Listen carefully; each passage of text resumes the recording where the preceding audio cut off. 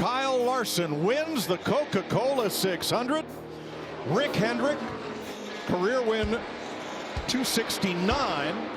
A historic night for Hendrick Motorsports, and pretty fitting that it's in the number 5 that they get win 269. Welcome to Backseat Drivers. I am Alex Weaver. Returning here in the backseat, we have Kim Kuhn and our friend from Fox Sports, Bob Pockrass. Let's get right into it, a segment we like to call the drive-through, and Hendrick Motorsports, fitting, they're on the menu. Kyle Larson with win number 2 of the season. He led a charge of dominating Hendrick drivers all race. A ton of young talent right now over at HMS who are all performing at the highest level. Bob, who's the top dog right now for that organization? Well, only one driver in that organization has a cup title, and that's Chase Elliott. So to me, he's still the top dog at HMS. Now, you could argue that Kyle Larson is the best race car driver in that stable, but to me, Chase Elliott on the NASCAR side, on the stock car side, is number 1. Kim, you sticking with the reigning champ? Absolutely not. Chase Elliott no longer holds the top spot at Hendrick Motorsports. That goes to Kyle Larson. In fact, Chase Elliott probably would not even have a win on the season if Mother Nature didn't have a hand at COTA. Kyle Larson probably would have been the winner there. In fact, he had 3 runner-up finishes before he dominated the Coca-Cola 600. He's got 2 wins on the season, and that actually probably should be double that. Kyle Larson has taken over the top spot at HMS. No longer a bridesmaid for all 5 there. Looks good. 269 wins over 37 years, 600 employees, Mr. H, all of those employees, crew chiefs, pit crews, and drivers have all contributed to the success of Hendrick Motorsports. Kim, let's design your Hendrick Motorsports Mount Rushmore. Who's had the biggest impact? I think the biggest impact has been the foundation, specifically recently. They've always had good drivers, but we saw them kind of floundering for the last few years until, I would say, last year, and then definitely this year. They have picked up their speed literally and figuratively, and I think it all goes back to what's happening behind the scenes. They've elevated Jeff Andrews to a more leadership position. Chad Knaus has transitioned into VP of competition, so he's overseeing the technical stuff, the product they're putting on the track, because again, the problem's never been the drivers. It's been what they're bringing to the racetrack. Right now, they are running on all 8 cylinders, again, literally and figuratively. So it's got to be the people behind the scenes that have brought them the most success. Bob, who are your pillars at Hendrick Motorsports? My pillars are the drivers. You talk about Jeff Gordon, Jimmy Johnson, Darrell Waltrip, Terry Labonte, and now Chase Elliott, Kyle Larson, William Byron, Alex Bowman. All of them have won races. All of them either have won championships or are potential championship winners. They all help bring the funding. They help bring the sponsorship to the organization. You can't do it without the drivers. Bob, no mention of Vickers in there. You counting that one? Well, no team is even close to touching HMS in regards to number of all-time wins. This season alone, it's shaping up to be the summer of Hendrick. Is there any team that can beat Hendrick Motorsports right now? Who has the best chance, Bob? I would say it's Joe Gibbs Racing. They have a win on the road course. They have a win at the intermediate tracks. They have some short track wins. Don't count out Joe Gibbs Racing just because of this recent string of Hendrick wins. I think Hendrick's going to stay on top, but if I'm looking at anybody, it's going to be Team Penske. I think we've yet to see all the potential they have this year. Yes, all of their drivers already have a win under their belts, but I think Team Penske is going to gain some traction. But I don't know that they're going to unseat Hendrick Motorsports. Kim, are they peaking too soon? We're just now getting into the hot summer months, and we really have a lot of racing left. So is it too soon for Hendrick Motorsports? Absolutely not. We have already had 11 different winners on the season. With the parity we've seen, you cannot be peaking too soon. In fact, I think we'll even see more out of Hendrick. I don't even consider this a peak. All of their drivers have won. Yes, 2 of their drivers have multiple wins, but I think we're going to see them continue to dominate. So there's no such thing as peaking too soon right now. Bob, too hot to handle at HMS? I think I'd be a little bit worried. Now, granted, they have a couple of new, for this year, driver crew chief combinations, which you could say they'll continue to learn and continue to grow. But, man, looking at the last month, I say maybe they are peaking too soon. But you don't have a choice when you peak. Yeah, you take the wins when you can get them and hope you can stay on top. Kyle Larson is the 3rd multi-time winner for this season, but we've had some drivers who haven't made it to victory lane. We asked you, the fans, on our YouTube community page, who will be the next first-time winner of 2021. 30% said Kevin Harvick, 25% said Denny Hamlin, and 44% went with another driver. Lucera thinks that Reddick or Hamlin will be the next first-time winner of this season. MK Rockers thinks Reddick with how far RCR has looked on track.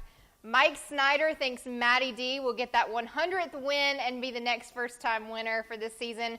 Marshall definitely thinks that it will be one of the RCR cars. And Nick is going with the Rocket Man, Newman, all the way. Kim and Bob, a lot of RCR chatter there for a win. Could we see it come from Tyler Reddick or Austin Dillon?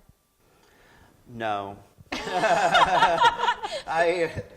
To win races, you got to be knocking on the door to win races and leading a lot of laps, and that tells me Denny Hamlin's the next driver to win. Kim? Okay, well, I look at the races we go to next, Sonoma, Nashville, Pocono, Road America, and I think it could be an other. I'm not putting it as an RCR driver other, but certainly another. If I'm looking just at Harvick or Hamlin, it's got to be Hamlin. I don't know what these people are thinking voting for Harvick. I'm looking at the entire organization, and Denny's organization in JGR has way more strength than Stewart-Haas Racing right now. All right, well, regardless if you agree with Kim or Bob, we always love hearing from you guys. Make sure and interact with our YouTube community page every single week, and you could be featured here on the show. Time for Left or Right, a crown jewel event at Charlotte Motor Speedway. Chevy dominates the Coca-Cola 600 with 6 drivers in the top 10. Last week at COTA, the same exact thing. Chevy has something figured out right now. Kim, is it bow tie or die? It is bow tie. To your point, Chevy has been dominating. They've been bringing home the wins, and it's not just Hendrick Motorsports we're talking about. RCR we're seeing shuffled into the top 10 as well. So I think if you want to be in victory lane, you better have a bow tie in the front of your car. Bob, are you tightening up that bow tie? I am not, because yes, Chevy has been 1-2 in the last 3 races, but you know what? Dover, not in the playoffs. COTA, not in the playoffs. Charlotte Oval, not in the playoffs. So when I'm looking big picture, I still think any manufacturer has a chance. Well, we don't often hear that consistency isn't key. It's paid off so far, but when is being good not good enough? Denny Hamlin sitting on top of the point standings by a long shot. Kevin Harvick is back in 8th.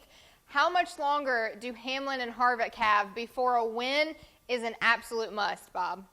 For Hamlin, I don't think it's as big a deal because he's running well, but I do think if you get to Pocono and get through Pocono without him winning, he might start getting a little bit more angry than he is not having won. And when you look at Kevin Harvick, I think you look at Pocono as well. Don't forget last year, Harvick and Hamlin split the 2 Pocono races. All right, Kim, an absolute must for Hamlin and Harvick? They should have already won. We look at their numbers last year. They were the top 2 dogs when it came to collective wins on the season. We've seen 11 different winners, and neither of them have been in victory lane, holding that checkered flag. I think they should start sweating, because you don't want to be the driver that hits the playoffs and is asked, well, how would it feel to be a champion without a win? Don't want to be that guy. I think they're going to start getting aggressive. It's going to work against them, and they're going to get in their own heads, so they should have already had a win. Yeah, I'm sure neither one of them will tell you that they're sweating, even when it comes down to the last race of the season. But Kim mentioned it, 11 winners so far this season, a ton of racing left and a variety of tracks. But Kim, will a winning driver for the first time miss the playoffs? I think it's definitely a possibility. You look at 11 different drivers, 16 positions in the playoff grid, so that's 5 drivers that could still win to complete that 16. 6 is still a possibility. You put Harvick and Hamlin already there, so you need 3 additional, 4 additional if one guy's going to be out. I do think if we see somebody knocked out of the playoffs, it's only going to be a single driver. We're not going to have more than 17 different winners. Bob, give us some excitement. 16 winners, right? Sorry. I just don't think that there's going to be more winners than spots in the playoffs. I still think that there's going to be a driver who will get in on points. I just don't see drivers leading laps besides Hamlin who haven't won. Yes, you're going to have some road courses. Yes, you have Daytona as the regular season finale, but I just don't think there are going to be enough upsets to make it so you have more winners than spots in the playoffs. Well, let's have a little bit more fun here in the back seat. Welcome to our dashboard. We have 3 choices. I'm going to throw out scenarios for these 2 backseat drivers. They're going to give me if they think it's cruise control, running on empty, or going the wrong way. Let's get the veteran here on the back seat. We're going to give her the rookie question. It's the class of 2020. Christopher Bell, Cole Custer, and Tyler Reddick. Kim, what lane you choosing? Oh, this is an easy answer. Cruise control absolutely is going to be Christopher Bell. He already has a win on the season. As an organization, JGR doing relatively well, and we continue to see him running in the top 10 race after race. I'm going to throw Tyler Reddick in running on empty, only because he has the potential to be great, but he's just got to get a win. We've seen him leapfrog in the standings. He sits in that 16th position on the playoff grid. Would love to see him get to victory lane, and I think if he doesn't want to empty out his gas tank, he's got to get the checkers soon. And then, I'm sorry, Cole.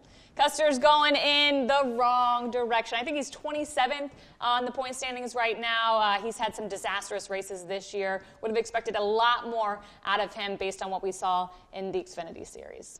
Interesting that those three split all three choices. Bob, let's toss it to you now, and let's talk a little manufacturers. Let's put Chevy, Toyota, and Ford in their appropriate places. Well, I'm going to put Chevy on running on empty because, yes, we've talked a lot about Hendrick, but what about all the other Chevy teams? Childress doing okay, but, yeah, not good enough to say that they're on cruise control. Toyota, I'm going to put them on running on empty because you got Joe Gibbs Racing, yes, but then you look at 2311 Racing, I think there's still a lot of growth to be have there. And as far as Ford, I'm going to go with running on empty because for the same reason, Penske is certainly running very well, but then you look at Stewart Haas and they're struggling, and Roush Fenway Racing, Chris Buescher is improved, but still not where they want to be. All right, man, all three OEMs, we need some Sunoco fuel up in here. All right, we all know how HMS is doing. They're turning in the right direction if we're looking at specific teams. But let's look at some of the other teams in the garage. Kim, Joe Gibbs Racing, Richard Childress Racing, and Team Penske. Where are they going? Well, I'm actually going to put Joe Gibbs Racing and Team Penske into running on empty. The only team that's on cruise control right now is Hendrick Motorsports, but you mentioned them. Interesting. All right. Well, one thing that is interesting this season is two drivers that we expected to find victory lane pretty early as opposed to their 2020 results. Denny Hamlin and Kevin Harvick. Bob, where are you putting the two top dogs? I'm putting Denny Hamlin on cruise control. Yes, he hasn't won, but he's still leading the points. And some would say, well, you know, they've had some issues as far as having to drop to the rear occasionally and stuff. But I still think that team, they know they're good. They're going to go on cruise control, and they're going to win some races. Kevin Harvick, I can't put him on cruise control, but I wouldn't say they're going totally the wrong way. A month ago, wrong way. Right now, they're just running on empty. Well, one thing that is on cruise control, it's all teams heading from the backyard to the West Coast. Time to return to wine country. NASCAR returns to Sonoma. With the pandemic, we didn't race there in 2020, but excited for some left and right turns on that beautiful road course. Bob, who you got in victory lane on Sunday? Well, Kim was just so mean to RCR. I want to say Tyler Reddick after what he did at COTA, winning the pole at COTA. Why not an upset? I know I said there weren't going to be that many upsets, but I'll go with one just to heal some RCR wounds here and go with Tyler Reddick.